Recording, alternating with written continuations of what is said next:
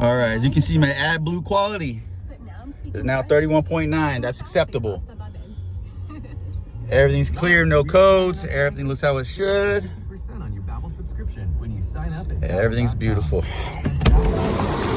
We're out here on the ROKBAK. This ROKBAK runs a Scania.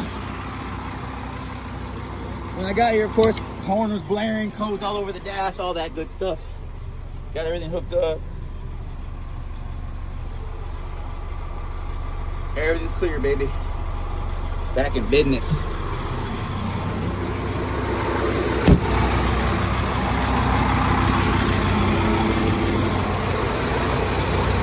Out here at a water treatment plant, they're doing a big expansion. Jet headers in. Got the Scania motor. Gonna get her all buttoned up. Get her back in the dirt.